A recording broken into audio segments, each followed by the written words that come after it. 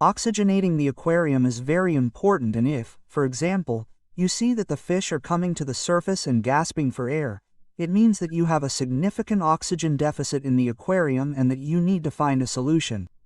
So in today's video, I'm going to show you how to solve this problem and how to properly oxygenate any aquarium. Before explaining how to properly oxygenate an aquarium, I want to explain a little bit of theory. The first and most important thing is to know how water is oxygenated. In stagnant water, oxygen, and through a process called gas exchange, oxygen only penetrates 3 to 4 centimeters into the water. In other words, if this aquarium were stagnant water, the oxygen would only be in this part here. There would be no oxygen in the rest. Okay, another very important thing that you should know is that temperature and oxygen are strictly related. The colder the water is, the more capacity it has to retain oxygen, and vice versa, the warmer it is, the less capacity it has to retain oxygen. Okay, that's the theory, but now let's get down to business. How can we properly oxygenate an aquarium? As we've said, oxygen is found in the upper 3 to 4 centimeters of the water column. So, what do we need? Well, a good filter. A filter that can move all the water in the aquarium and, above all, move the surface, okay? It's very important that the surface moves to promote this gas exchange. This can be achieved by pointing the filter outlet towards the surface, thus creating turbulence, small waves that will help with this much-needed gas exchange.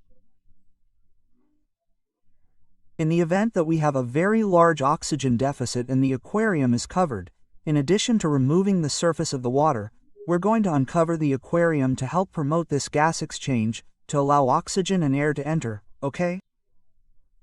Uncovering the aquarium for a while can help a lot. We now have two first methods. What would be the third one? Very simple. Check the temperature of the aquarium water.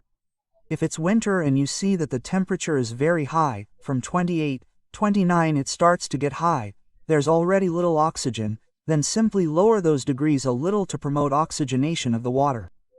If, on the other hand, it's summer, summer presents a very big problem in our aquariums, in our hobby, and that is that the water temperature rises, no matter what.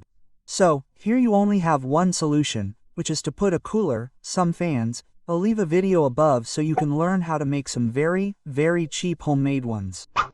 These would be the 3 great methods that really work when it comes to oxygenating an aquarium.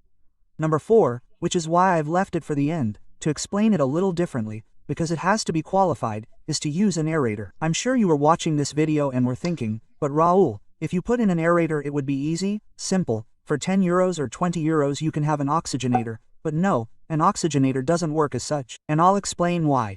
Many people, including you, might think that what an oxygenator does is inject oxygen directly into the water column, right? Well, no, and I'll tell you why.